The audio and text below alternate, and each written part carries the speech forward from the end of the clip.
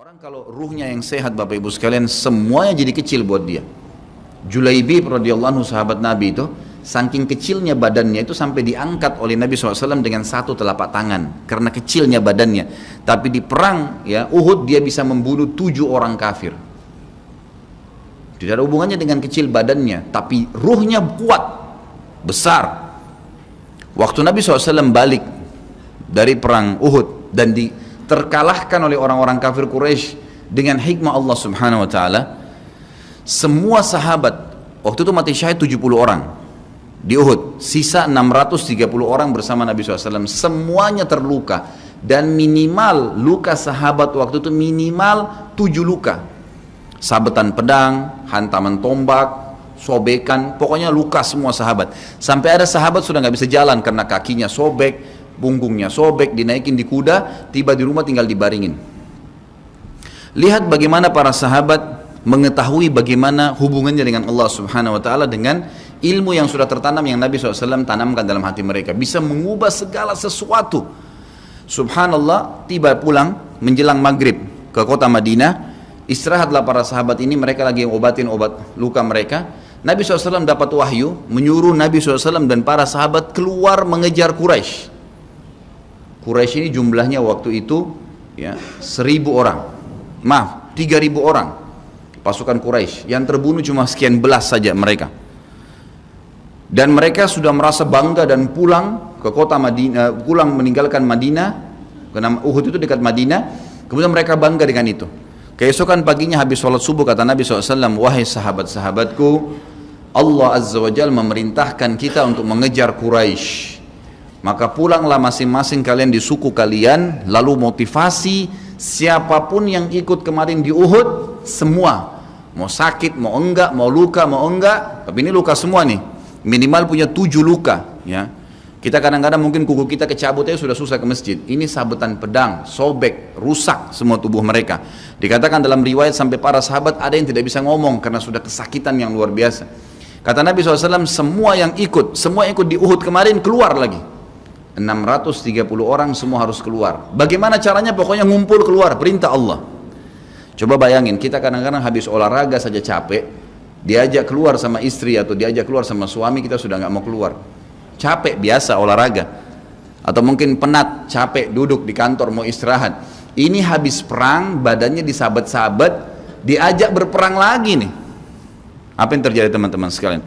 Pulanglah pimpinan-pimpinan suku sahabat ini, dimulai dengan Sa'ad bin Mu'adz radhiyallahu anhu, sahabat Nabi yang mulia, luar biasa ini.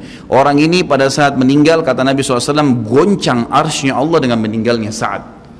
Sa'ad pulang ke kaumnya lalu berkata, wahai kaumku, sesungguhnya Nabi SAW menyuruh kalian untuk kembali menyerang Quraisy. Pada saat itu mereka lagi kumpul saling ngobatin luka, dan di depan mereka yang saling ngobatin luka itu adalah Usaid bin Khudair, sahabat Nabi yang mulia. Ini sahabat Nabi yang satu dari Aus ini, kalau membaca Al-Quran malaikat turun dari langit dengerin bacaannya, luar biasa. Lagi ngobatin lukanya sambil dia berkata, waktu dikatakan Nabi SAW menyuruh kalian mengejar Quraisy, kata Usaid bin Khudair lagi ngobatin lukanya, sami'na wa ata'na, kami dengar dan kami patuh, ditinggalin lukanya. Lalu seluruh suku itu saling nopang satu sama yang lain, mendatangi masjid Nabi SAW untuk ikut berperang lagi. Nggak ada satupun yang tinggal. Ada yang luar biasa, saya terus terang nangis waktu dengar kisah itu, luar biasa. 2 orang anak muda Ansar, saya setiap kenang kisah ini selalu nangis, nggak bisa tahan karena luar biasa. Anak 2 orang ini belasan tahun umurnya, dan dua-duanya nggak bisa jalan Bapak Ibu sekalian, nggak bisa jalan, luar biasa. Sudah sobek kakinya, sobek punggungnya, bahkan dikatakan di bagian leher ada irisan, di bagian lehernya ada irisan, gitu kan. Kesakitan. Dua-dua ini diturunkan dari kuda, ditidurkan, adik kakak nih. Tapi saya tidak ingat, namanya tidak disebutkan dalam kisah, tapi ini kisah luar biasa. Dan kemarin kebetulan Imam Masjid Haram atau saya lagi umrah nyebutin kisah itu juga. Hampir satu masjid orang menangis mendengarkan kisahnya. Dia mengatakan, waktu sampai ke telinga adik kakak ini umurnya belasan tahun ya, di bawah 20 tahun. Kalau Nabi SAW memanggil seluruh yang hadir di Uhud untuk kembali berperang.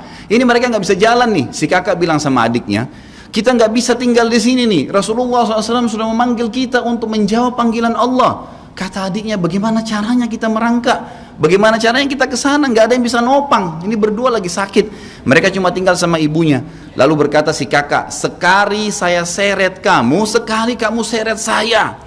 Mereka saling seret satu sama yang lain, Bapak Ibu sekalian, sampai di hadapan masjid Nabi SAW. Lihat bagaimana iman mereka kepada Allah Subhanahu Wa Taala, luar biasa. Gitu ya. Dan ini tidak bisa kecuali kalau dipaksakan. Kalau tidak dipaksakan nggak bisa.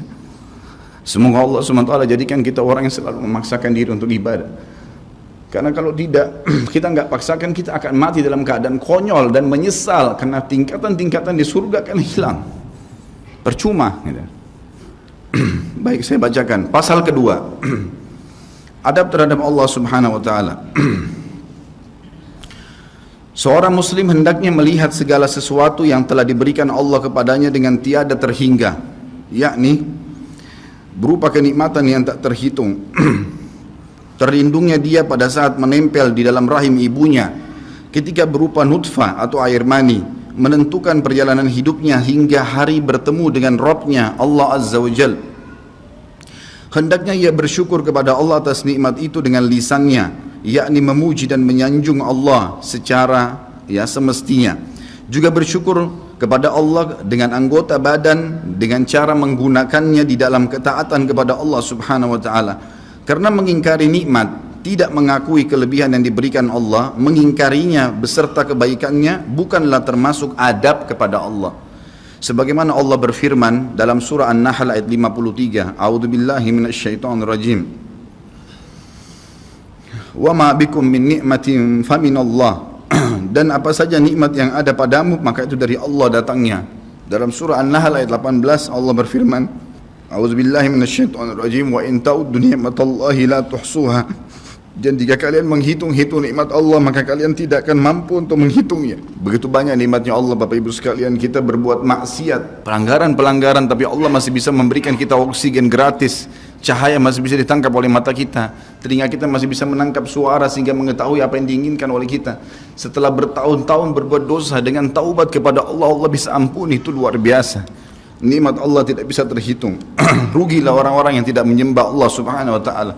Dan kalau seandainya, kata Ibnu Taimiyah rahimahullah, orang-orang yang bermaksiat kepada Allah itu tahu bagaimana nikmatnya keimanan yang ada dalam hati kami ini, sehingga kami bisa menangis dan kami bisa merasakan dekatnya dengan Allah, bahkan merindukan surga dan selalu merasa diri jauh dari neraka, maka niscaya mereka akan membelah dada-dada kami dan mengambil keimanan itu, karena mereka tidak akan pernah merasakannya.